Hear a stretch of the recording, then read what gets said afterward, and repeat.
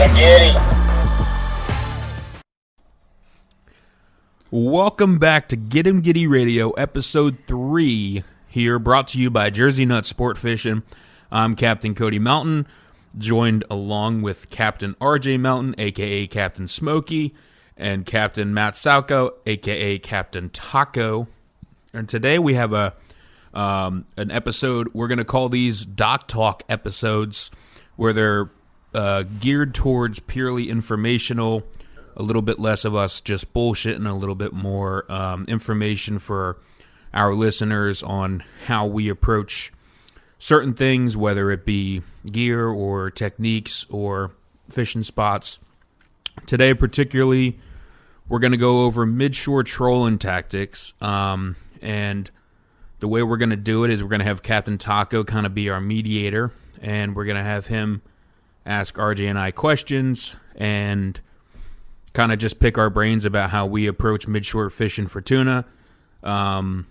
Really no particular, whether it's bluefin or yellowfin, doesn't matter with what we're going to be going over, but kind of just our general approach.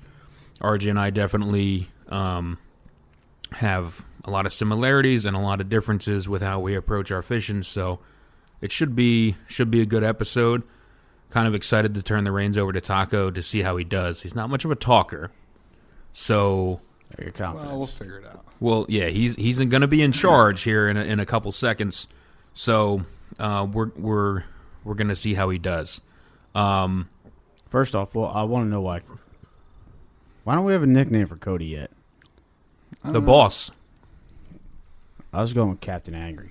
Captain Angry. I like that. Captain Angry. Yeah. Bullshit, Captain Angry. So, there it goes. Well, he always calls me angry to try and deflect the amount of angriness that comes off of him. Matt always has a good time when he fishes with me unless it's crimp pools. That happened once. Nope. Don't bring it up. All right, so you ready for some questions? Because I got a question right off the top of my head already. You're looking at I'm me. ready to go. Why are you looking at me? Because, well, The first one at me. I got to look in one direction. Yeah, so Midshore Trolling Tactics, and we're ready to go. Let's see what you got. All right, so first question, let's see. Let's say it's June right now, and Oh, boy. beginning of the season, no one's really been out. You got a midshore trip. You got to go find fish. Good question. Where are you going? Why are you going there? What are you looking for? There's no temp breaks. It's midshore. All the water's the same temperature. No temp breaks. Good question. It's June. Yeah. Bad statement. Well, no. Am I stuck in that false reality that you just gave me? There's Well, no, all right. you know what I meant. Yeah. You got no information Yeah. besides maybe a temp chart and a water clarity chart. Let's say you have those, and let's say he's saying no temp breaks. Let's say You can't add your own spin-off. He's in charge. Well, You're he changing knows it what how I you want to meant change there. it. I I understand. There is a I know little what you're saying. temperance. I was just busting your balls. This is why you're Captain Angry. Well, I can't bust your balls. That's Captain Funny. Ah, that was good. That was good. Who are we going after first? I don't know. You Whoever looking? wants to go here. Who's up? Left or right? Where am I fishing out of? You can fish wherever. New Jersey. I'm fishing in New Jersey. Yeah, you're fishing out of New Jersey. Where do you want to fish out of? Mid-June, you said? Beginning of the season. Yeah, mid-June. Early. Nobody's mid-June. caught any fish. I haven't No caught one's it. It's caught my any first fish. trip. Let's go with I'm going to the Hudson. mid to late May. Yeah, mid to late May is I kind know. of a We're better midshore season. fishing. So Yeah, we're mid to late May. I mean, and I don't have any resources, is what you said. I don't have temp charts and stuff. Well, someone's got to be first to find them. Yeah, but I would still start. You have temp charts. You know yeah. what he's talking about. I have temp charts. Well, then I'm looking for the freshest water that I've seen come in. I mean, that's where I'm starting. If there's been any fresh water movement or any temp breaks that have formed, You're within 60 miles. right? I mean, We're out midshore. yeah. I mean, I'm looking for that stuff first. I mean, if you're that early, to be honest, in my opinion, a lot of times those fish haven't pushed in over the edge yet. But No, there's fish there. Most of them have not come in. You're right. I said most of the fish haven't pushed in over the edge yet, so it's a tricky situation. But if I'm stuck to 60 miles, then I'm looking at my temp charts and I'm finding the freshest or best looking piece of edge near some kind of structure. I mean, that's pretty much it. I mean, if it's the beginning of the year, you're starting based off of water. Well, so yeah, you're looking at water. My big thing going out would be, I want to make sure when I'm heading to wherever I'm heading, that after the first 45 minutes, I got full daylight. After I'm outside of the separation zone, which is like 12, 13 miles, I want to have daylight. Because anywhere's along that area, you could have fish. But if you're not granted that opportunity of daylight, let's say you have to try to pick a spot, make sure you stay conscious and keep your nose available for smells. Because there's something Cody just brought up earlier. You know, you got to make sure you could smell the fish too at times if they're feeding, especially that early in the season, or most likely on sand eels or some other bait that's going to smell. So you could get a slick going that you could pick up. What exactly are you smelling? Explain it a little bit. It's a fishy smell. It's like you're walking by a fish market. What's that song? Because I got high. Yeah, blind man walking down the street. And good morning, ladies. That's kind of what it smells like. You kind of get that whiff of fish, and you kind of perk up, and you mark that spot on the screen there. And you slow the boat down, do some circles, see if you find some marks, see if you find some bait piles. We're going to transition to daylight here. Let's see you're not seeing anything immediately on the surface. And you're either seeing signs of life or you're not. You're like picking like a normal midshore trip. You're just doing what you would normally do. That's what you would always do. Yeah, but it's on my way to your work. Right. He asked where you're going. Going to the okay. Going to the water. I mean, you asked where we're going, right? Yeah. So to me, how are you so getting there? all right. Why are you putting the spread out? Well, the discrepancy is there. I thought I was at the dock picking where I'm going. That's how I understood the question. So that's where I was coming up with my answer. You could look at it a couple different ways, but before you get the baits in the water, why is your end goal where you're putting? Why are you putting baits in the water at X location? Well, the same thing. I'm gonna pick a piece that I'm gonna go towards, and yeah, absolutely. Like RJ said, you're going to use your sight and smell as much as you can, more than ever, because you're more or less throwing a dart at the map as your end. Hopefully I find something before I get there is really what you're going off of. I was going to say and then if you get there, then you go, okay, well, this was the best looking thing on the image that Rutgers gave me. Mm-hmm. You leave the dock with a knowing that there's a 50% probability that you're going to stop before you make it to your final destination. It's the way I would look at it. Right. You actually kind of hope that you don't make it to your final destination. I don't know if that makes sense. I mean, you've been with me where like if I don't have a place that I'm like pumped up about where I'm going, like I know that's where I'm going, how many times do I stop? Not so much this year, but think about last year, how often I would stop inshore. Well, yeah, when you see something. Right. Yeah. Right. But like and I mean the sight and sound is so important. So I mean you're talking end of May. When you're sitting at the dock, yeah, I mean you're picking what looks like the best water to you to go after, and then you're hoping you run something over. The other big thing that time of year too is mammal life, whales, porpoise. I mean that's generally where you're gonna find the tuners at, right? Yep. Right then. And a lot of your big bluefin then, too. Yep. That time of year is generally going to be surrounded by pretty decent mammal life.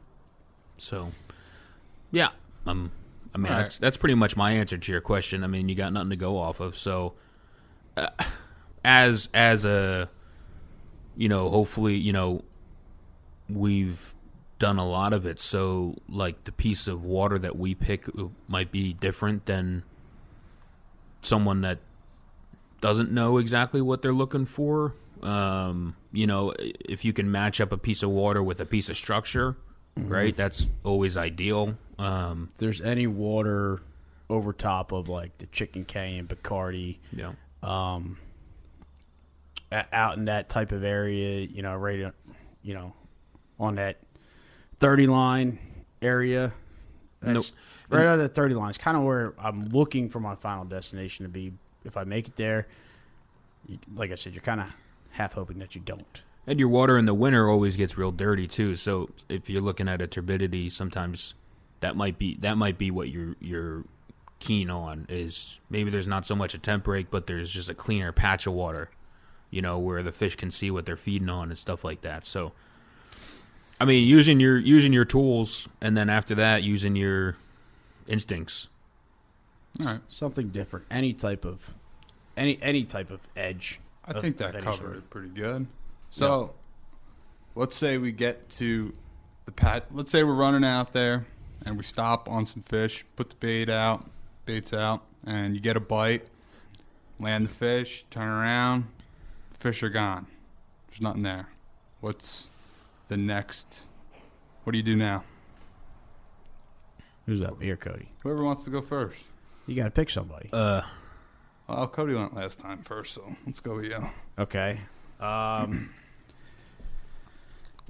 First, same situation, early season. Yeah, midshore. We're in. All right. So, what you're setting out, you're kind of setting out with the idea of, okay, I'm going to fish this, and if there's nothing here, we're going to pick up and move. You obviously fished it. You either stopped, put your gear in the water because you think there's something there. That time of year, we're going to fish a 6-rod spread. Going to have 2 baits in the long riggers. Going to have two baits in the long riggers. They're going to be 150 yards back, way back. They're going to be our, shy fish. That's what's going to catch our shy fish, our boat shy fish, or. And what's going back there? It's going to be a blue and white and a red-headed slut. Bally's. Yeah. Yep, they're all skirted. Put like one of them's going to be an 8-ounce, the other one's going to be a 3 or 4. Going to try and have them running at a little bit different depths. But that's going back there. And then spreader bars in the mid. They're going to fish back.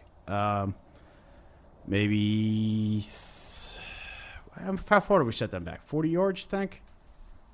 Probably a little 60 yards on the mid riggers on a 6-rod they're 6-rod spread. 50. They're not 60 yards back. 40, 45. All right, right there. Yeah. And then gonna fish. We'll have tip tops with the Y trackers that are gonna set 15, 20 yards 20, off the stern. Yeah. And that'll be our 6-rod spread. And those Y trackers, we'll set them so that they're running just inside of our mid riggers. They're gonna be our tip tops. If you don't have Y trackers, just put them on your shorts. Call it a day.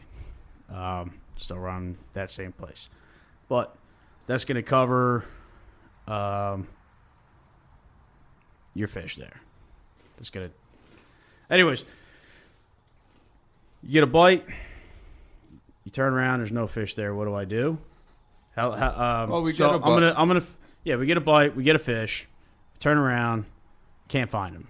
Yeah. Are you going to pound the same spot you got the bite No. over and over? What's your No, plan of attack here? I'm going to give it probably, depending on what I'm seeing as far as conditions, if the slick went away, if the birds went away, the mammal life, obviously I'm going to try and follow that. I'm not so much stuck on a particular spot right then as I am what I'm seeing in the water, mammal life, bird life, whatever I think is holding the fish. Most of the time it's not going to be structure that time of year. Most of the time. There are situations where it is. If I can't find any of that mammal life, yada yada, I'm going to pick up and continue on to my final destination. I'm going to keep moving. So, Cody, you got anything to add to that? I mean, I know RJ kind of went over his spread. What would your spread look like on a midshore? You know, we really didn't get to spreads, but RJ kind of jumped the gun a little bit here. So Yeah, he did jump the gun. That's all depending on that's It all. wasn't a question, though. I know, but that's all in the strategy. Taco's going a little bit out of order. there's two things on the list. Did you write them backwards, Cody? No, I mean, I guess if we're talk about the spreads or whatever. I mean, I'm gonna fish more rods, just spread stuff out more. Yeah, plenty of. You know, I'll be 9 rods usually, 9, 10. I don't double up and troll flats and tip tops, but I mean, as far as the stuff in the riggers, we're pulling pretty much the same stuff. You got baits on the long. I would have a shotgun down the center. Another ballyhoo. Now, are you pushing stuff further back, or than a regular spread, regular canyon spread, or well, keeping it? Depends what boat I'm fishing. The 57, I naturally troll stuff back a little bit further, even in the canyon. So that probably wouldn't be much different for me inshore or midshore. The heavy metals, I would be pushing stuff back. In over experience, I've noticed that the midshore fishing, I got to have stuff farther back on heavy metals. But I mean, I'm basically trolling. I mean, I'm trolling my 3 riggers on each side, your baits. A lot of times midshore fishing, I like to try to get something that mimics eel. You know, whether it's just a rat tail on a hoo head. I've made up, you know, eel rigs where it's just like 5 of them on a daisy chain. I pulled an eel spreader bar before. Well, they're eels. They're, you know, whatever plastics that have a tail. You know, just to try to get something a little bit more, you know, inshore bait wise, since you don't know exactly what they're going to be on. I also would pull more purples and pinks midshore than I do in the canyon. Purples. You know, so I mean, not so much particular things, but maybe make a couple of changes. Like the color's a big one. Purple and pinks are big. Definitely don't pull a ton of purple and pink. Well, we've been pulling more purple in the canyon, but those colors, you know, your long riggers are deep. But I'm trolling, you know, I'm definitely trolling more rods than 6. I'm not pulling my teasers typically. If I know I'm yellowfin fishing, I pull the teaser bars. I don't think they're as skittish. We're not pulling them in May. What's that? You find an inshore yellowfin in May? Did he say May when we got this bite? Is it May? Is it still May? I thought we were. I thought we were going off of that final Well, it started destination. out in June. Anyway. To May, but I mean, the differences in the spread, I mean, I pull a couple more rods, you know, pretty much even between plastics, and I would have a crazy 8 chain down the center, probably a purple crazy 8. Yeah, that'd be one thing I would add. So, I mean, spread-wise, that's pretty much that. As far as, you know, getting a bite and losing the bite, you know, you're not losing the bite, but you got a bite and you can't repeat it, basically, right? You can't repeat the bite. that was the initial question, Right. Yeah. So, I mean, you get a bite, you can't repeat it, you move on. So where you move on to, in my brain, goes back to where your final destination was. Is it close enough where you can, troll your way there? Because obviously there were fish somewhere, or you're at least at the start of a life area.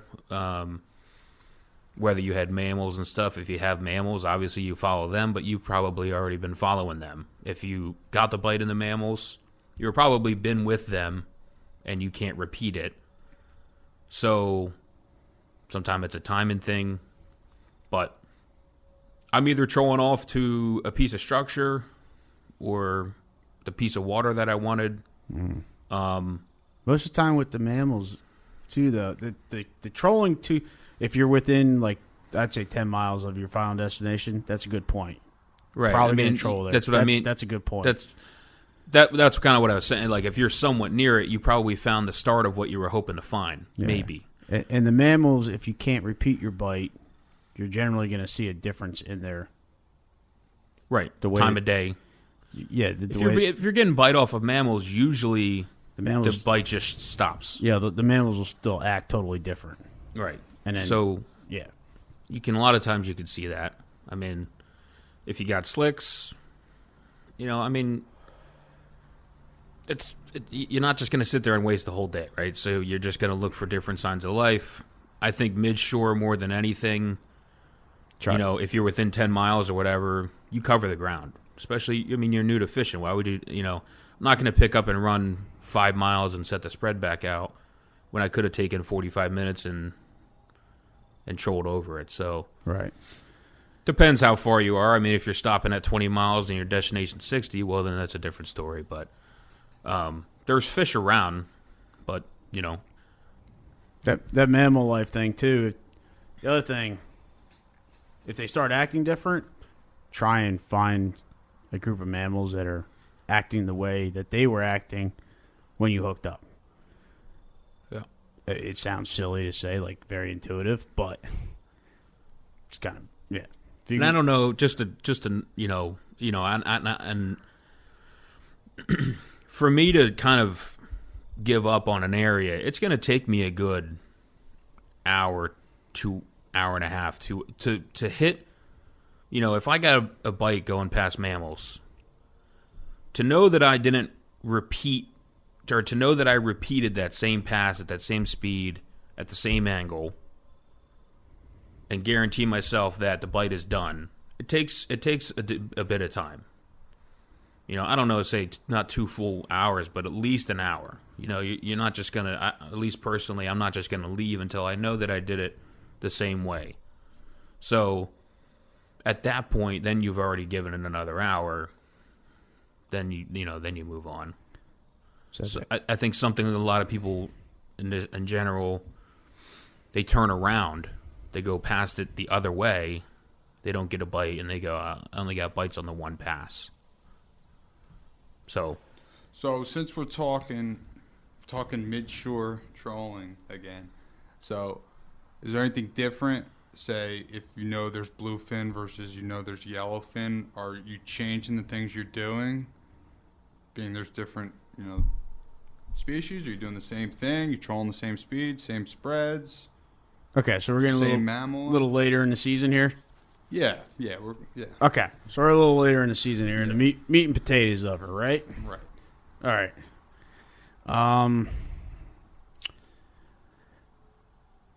So all right. Oh, repeat that question, kind of. We're just midshore now, so we're not out in the canyons. Are we doing different things when we're targeting? There's yellowfin in the area. What's the difference in our technique of targeting? Not so much finding them or they're there. That yellowfins and bluefins are in the same area. No, yellowfins are there. Say, are you going to troll the same spread you would if you're going to an inshore yellowfin bite as you would an inshore bluefin bite? Are you going to do everything the same exact way? So I'm gonna start off a little different, I'm gonna start off similar. Actually, I'm gonna start off similar. Maybe put 2 more rods out. Maybe put that crazy 8 down the middle, and put out another Who rod. Also going to be skirted, and that's going to be setting kind of. First off, our long riggers is going to be much shorter. The 53 fish like to eat behind that. The yellowfins like to eat behind that boat. So our whole spread is going to be somewhat closer to the boat. Our tip tops that we said we're at like 15, 20 yards. So you're yellowfin fishing inshore now? Yeah, we're yellowfin fishing. Yep. Tip tops are coming into like 10 yards. The mid riggers are coming into 15, 20 yards. And our long riggers they're still kind of a little bit back there. They're like 80, 60. 100. Longer? Yeah, 80. 80. Yeah, we still fish them a little bit back inshore there. So that center hoot that's going out, he's going to be fishing just inside of those 80-yard long riggers. He's going to be like 70, 75. And that Crazy 8 is fishing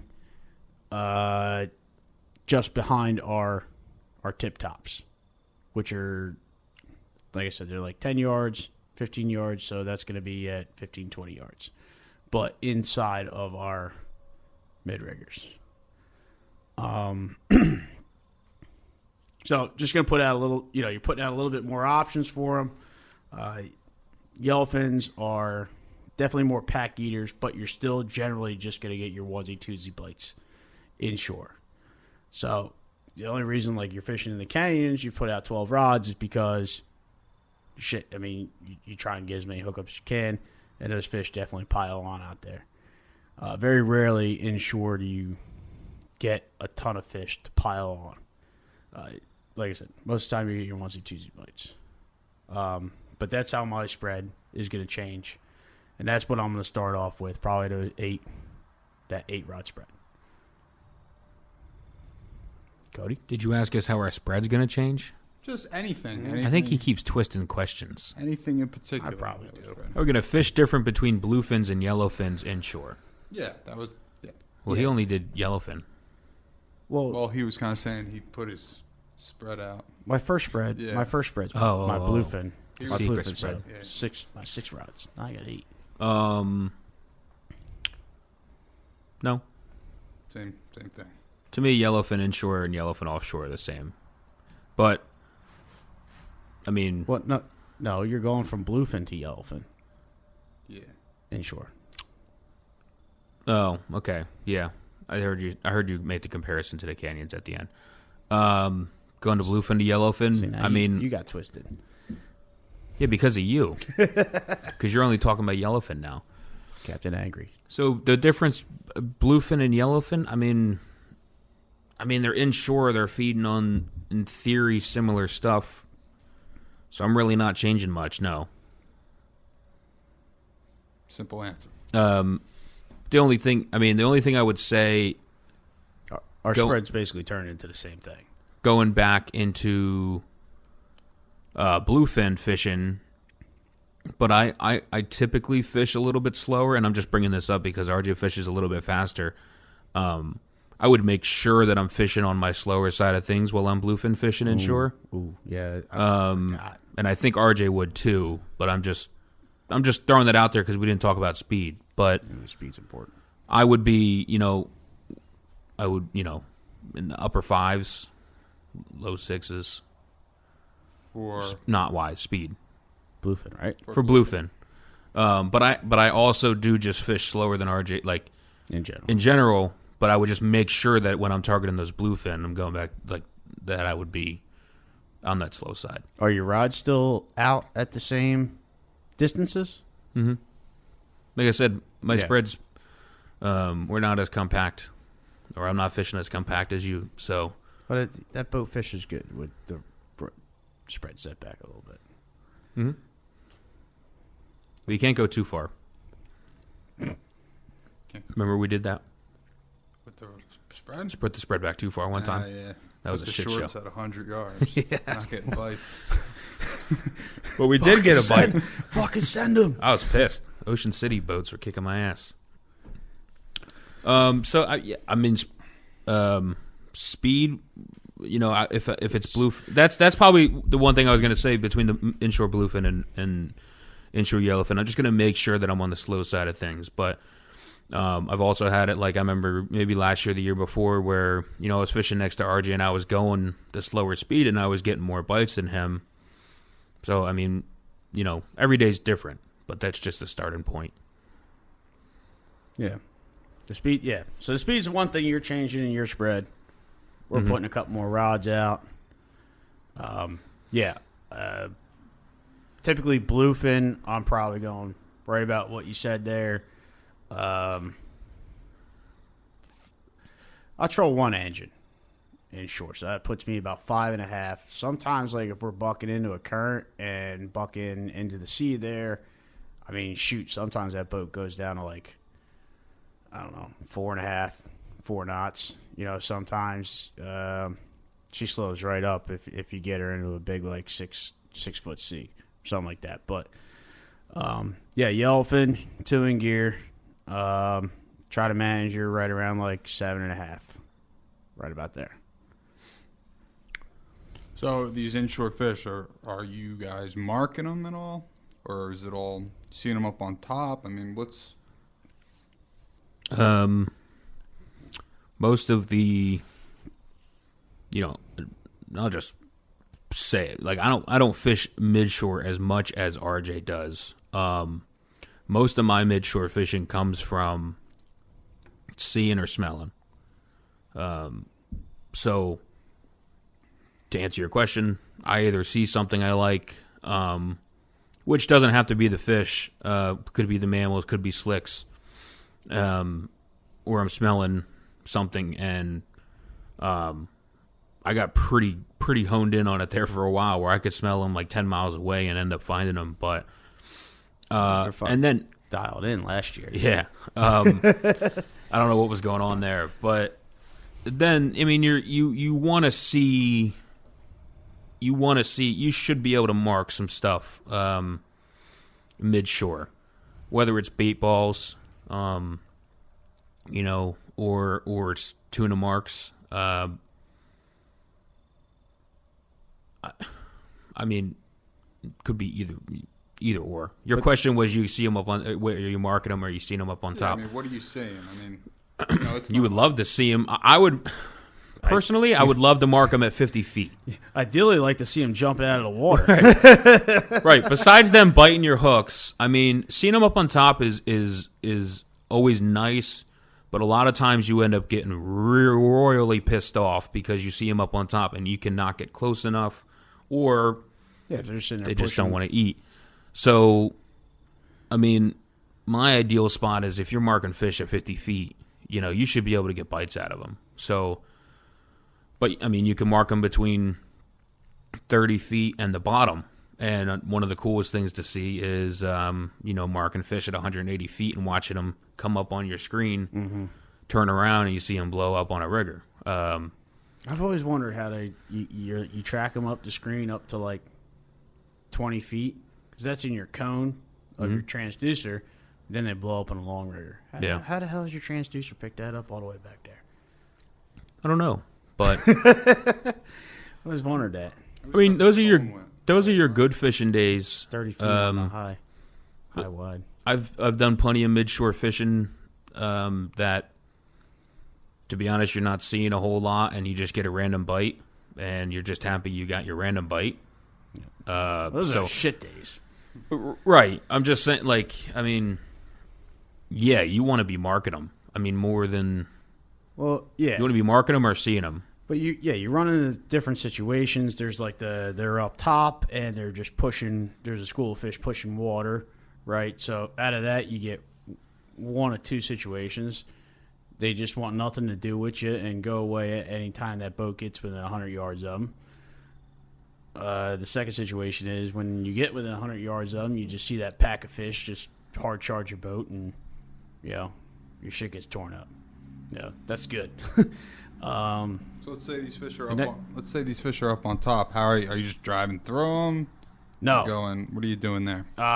Yeah, huge thing. Good there. question. Yeah, huge. Because this is something that all the center consoles that make it out to the Midshore grounds. Yeah, guys, please, let's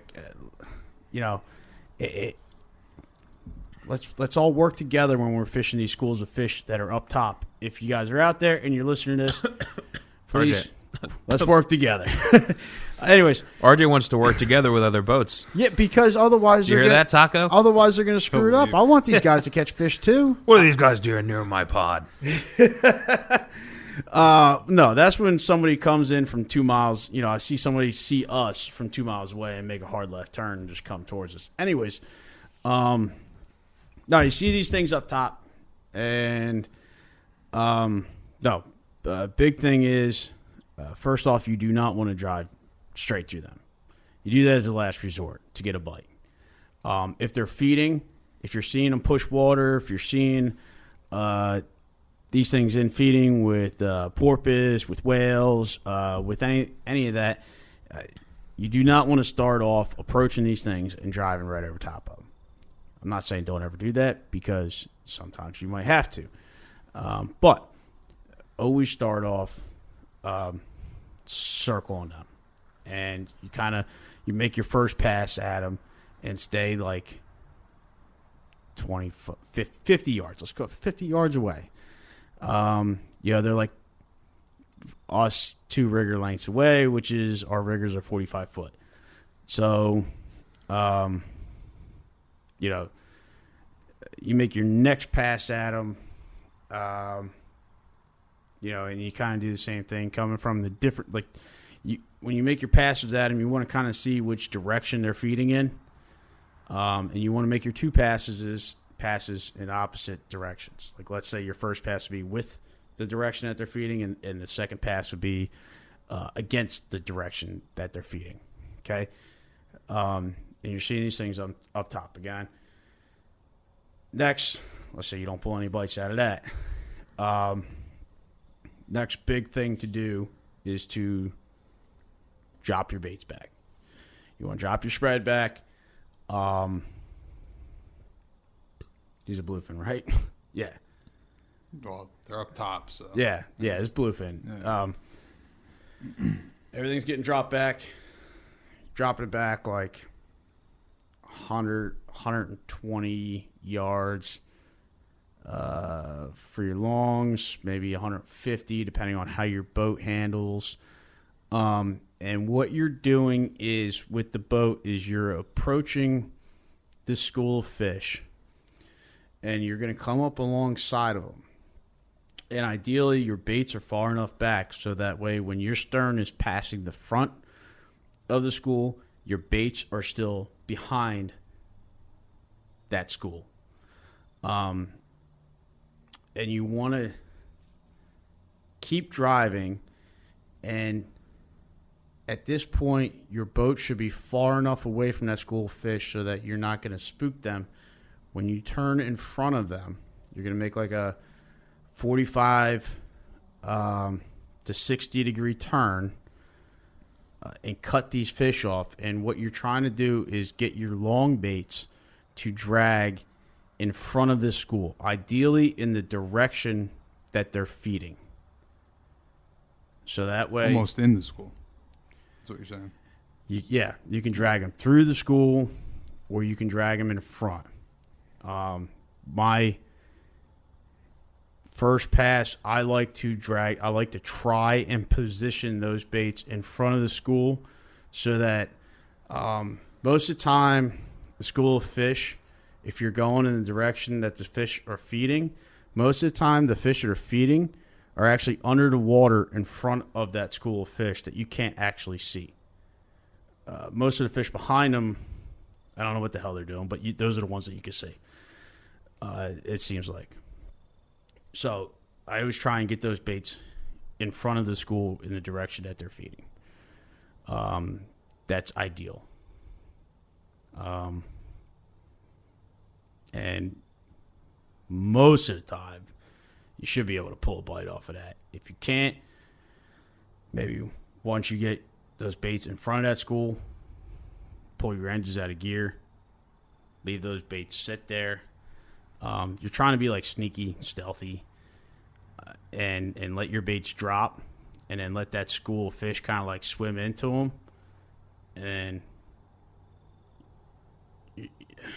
you're going to put the boat back in gear and turn opposite of how you turned into them and try and straighten that boat back out so that way your baits are dragging straight out of the fish. I kind of need to draw a damn diagram.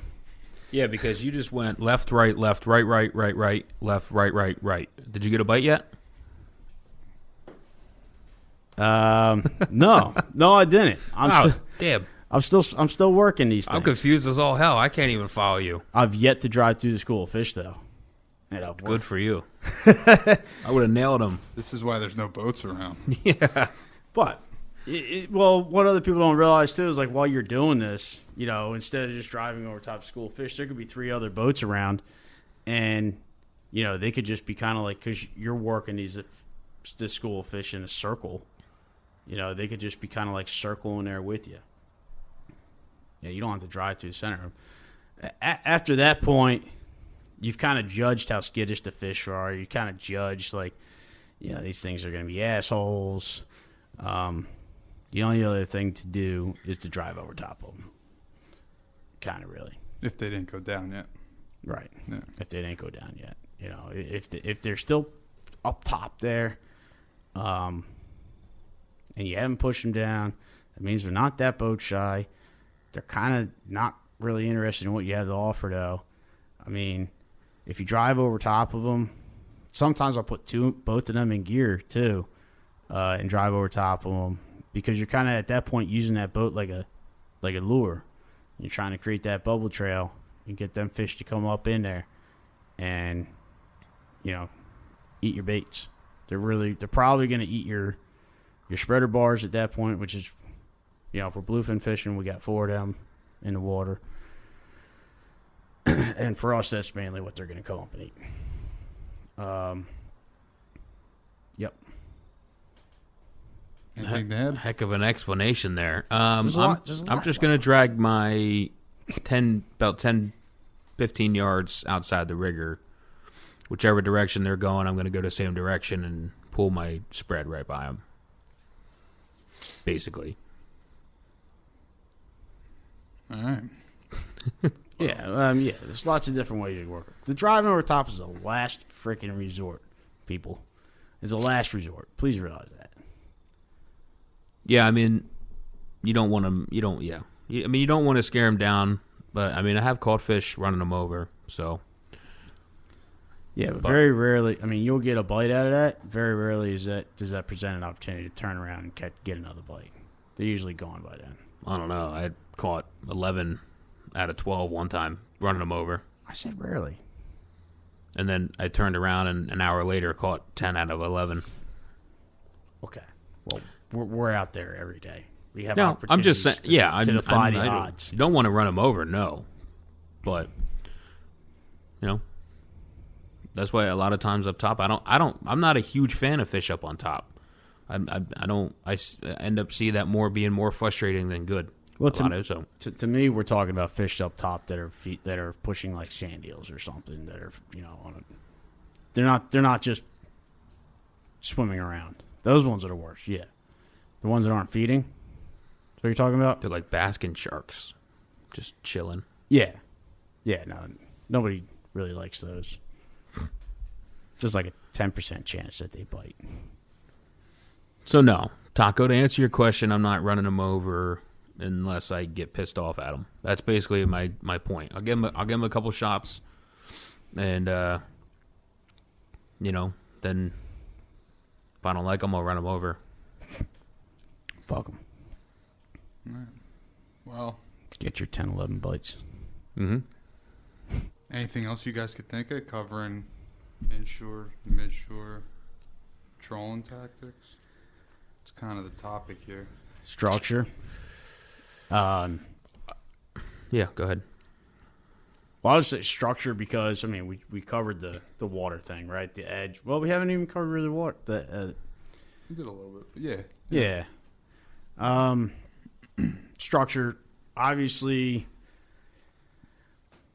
these fish do hold on the structure, not necessarily the fish, but the bait. The bait holds on the structure. A lot of times that's going to be like your sand eels inshore. What kind of structure are we talking? Sandy lumps. Edges. Like edges on the trench there. But most of your sandy lumps are what's going to hold the bait, and then that's going to attract the fish. Mainly sand eels. Mainly sand eels. I mean, obviously there could be other stuff, but for the most part, sand eels.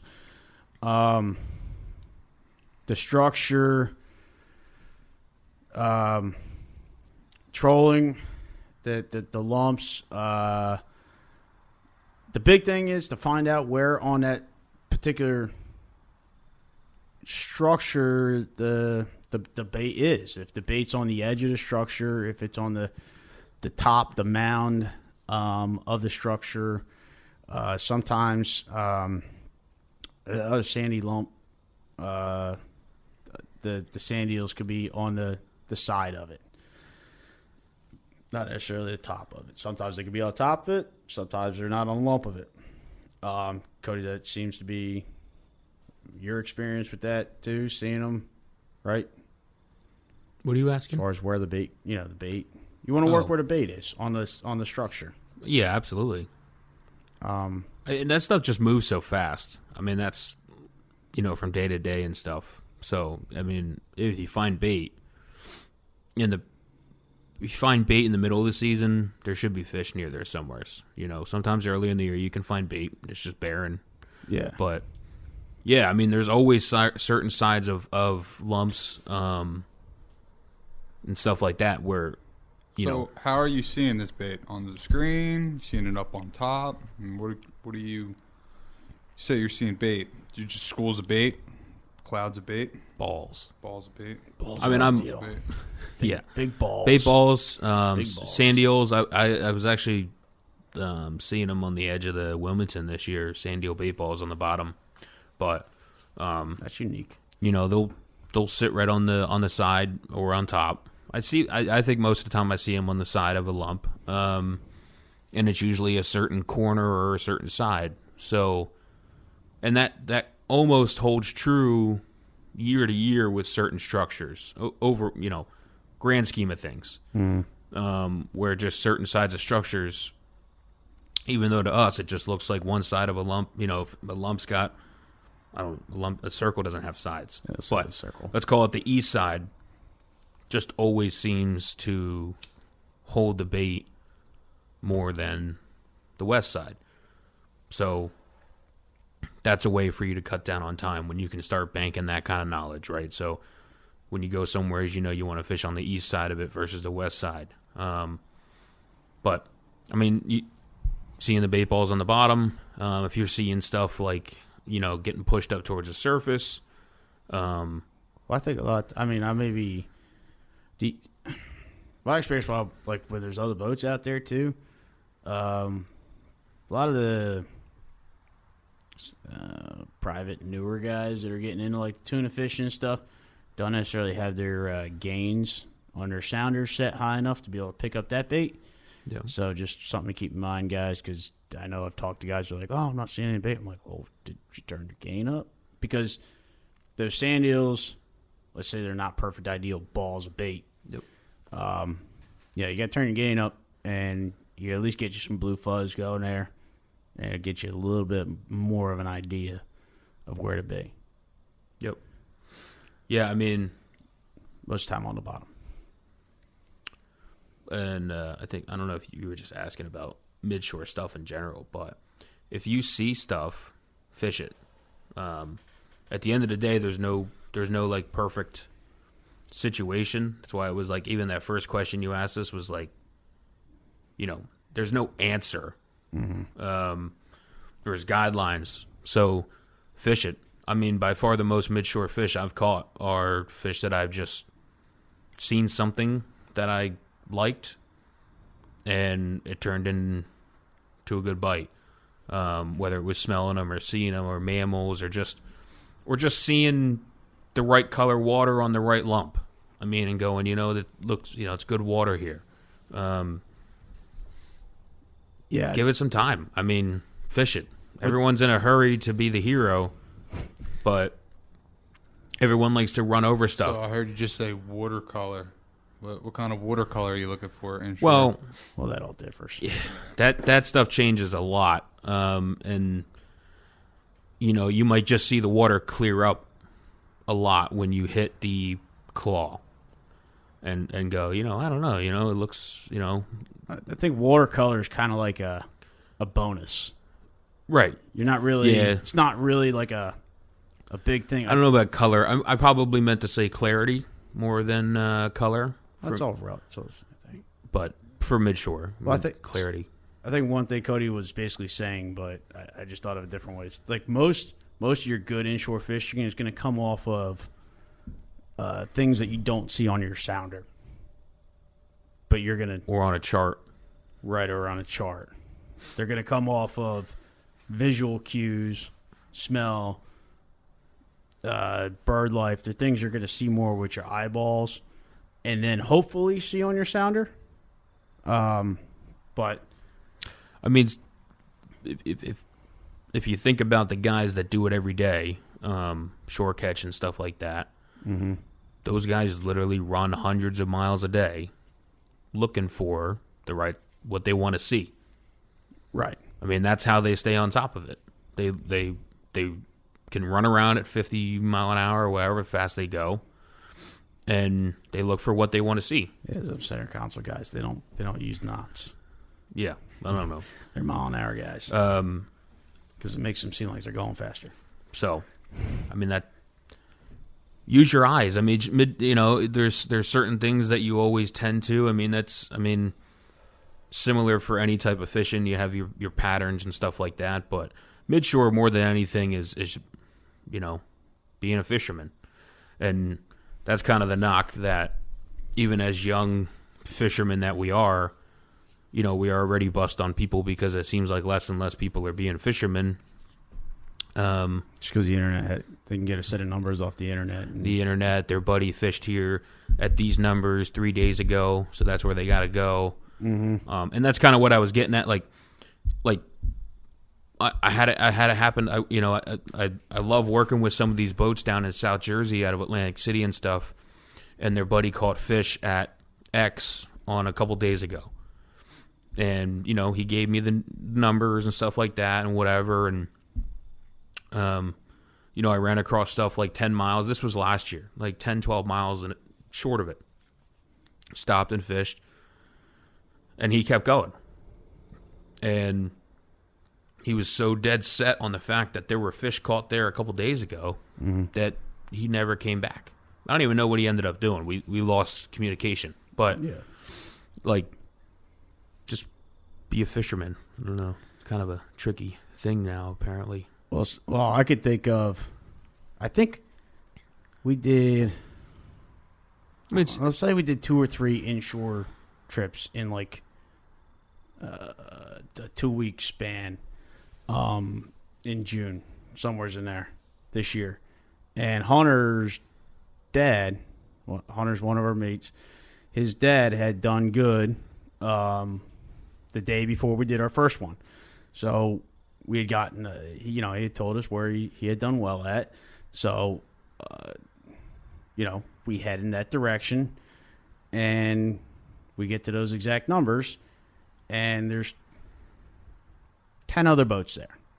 Fine, cool. Sun's still down. I didn't see anything on the way there. So might as well give the spot a shot, right? So put the spread in, and we're fishing as the sun's coming up, and I'm not seeing anything, so I start moving away from it. Just kind of, I would kind of go on like a circular pattern almost, or towards water or something that I see. And you're right over there. Story time. Anyways, ended up working like 3 miles away from these other boats. Fine fish, and these other boats are still sitting on them numbers that we had gotten. And turns out most of them are guys that Hunter's dad had given those same numbers to. It's awesome. Yeah, good. But they sat on them numbers and they didn't move. And they did not have a successful day. And I remember we were 3 miles away in plain view of them, catching fish. And for the next 2 trips after that, had still seen people on those same exact numbers. And both of those trips, we had found fish elsewhere, but they weren't on those exact numbers, but they were in the area of those numbers, within visual sight. I think the furthest away was like 7 miles, but I mean, you can still kind of see them at that range. But I mean, the big thing is, don't be afraid to move. I mean, unless these things are hanging out on a particular exact piece of structure, they're fish. They got fins. They swim. It's what they do. They got to swim to stay alive. Just going off what Cody said. Perfect example, 2 examples. Yeah. I mean, and if you're not, fish hard, fish fast, and if you're not taking knowledge of what you're doing on one trip, if you're just so honed in on your buddy was here, or you're just chasing your buddy, your buddy caught fish, and let's say he called you in and you caught fish there. Well, good. But did you become a better fisherman? Did you take note of the situation, the water, the temps, the bait, the depth, the bites? That's like the learning aspect of it too. On those good days, did you learn when you got the ability to get those bites? Did you learn why you got those bites?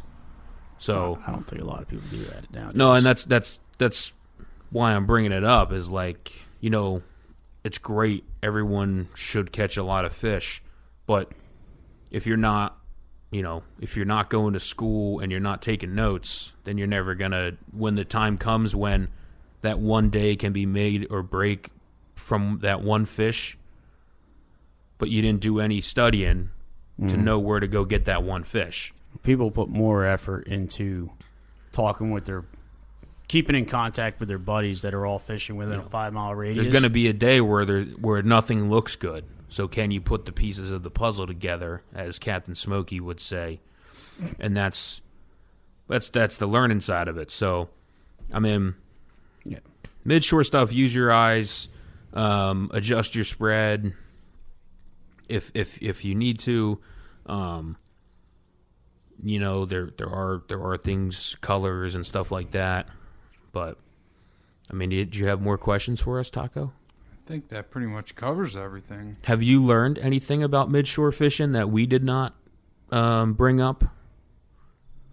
I've been kind of thinking about it this whole time. Not particularly nothing I could add right now. Would have I kind of added it along on the way. If there was something. Yep, and then, I mean, covering ground, right? So yeah, cover ground. Cover ground. I mean, we could do like a whole episode on actually fishing, the structure inshore. I mean, the other thing with expanding too is like, I just keep thinking to myself, give that example of the bait being on that particular like sandy lump. Usually with sandy lumps, there's other sandy lumps around in that area. Mm-hmm. Guys, don't be afraid to go check out a sandy lump that's 3 miles away. Not saying that it's going to be, the same thing there, but very good. There's a probability that you could find the same thing there, in any direction. I mean, how do you think the bite that you got told about? Mm-hmm. How do you think that person found out about it? By exploring, by going to a new spot and stuff. So they were good fishermen. That's why it's important to go do that stuff. You're going to be the hero that makes the reports, and again, you can be just like us and be pissed off the next day when there's 100 people there because you told one person about where you had a good trip, and all of a sudden the internet blew up. So. Told the wrong person about that fish. Yeah. Yep. So I guess that's it, right? For midshore trolling stuff. Again, guys, if you have particular questions about stuff, you'll never hear us say you have to do this, you have to do that. There are people that'll fish that way. We're smart enough to know that this is not a science. If it was a science, I'd be charging you a lot more money to talk to me about it. But we have things that we do. We're trying to throw it out there and give you some information and give you an idea of what we do. Of course, the best thing to do if you're looking to learn is just come fishing with us. See how we do it, how we prep. I mean, we'll get into the prep. I mean, prep is the most important thing, so we'll have some dock talk on that one. But midshore trolling, it's a big part of New Jersey fishing. It can be the best fishing that's around at a lot of times, so hopefully you pick something up. And if you have questions or if you have something that you want to hear about or learn more about, shoot us a message on Facebook or Instagram, Jersey Nuts Charters. Shoot us a text or call 609-354-2734. We'll get back to you. Everybody's going to call you with questions. Text them. Yeah, don't call. Well, who calls anymore nowadays? A lot of people. And other than that, hope you enjoyed some midshore fishing tactics, trolling tactics on Get 'em Giddy Radio. Can I get a Get 'em Giddy, Captain Taco? Get 'em giddy. Captain Smokey? Guys, I want some questions. Get 'em giddy. And get 'em giddy.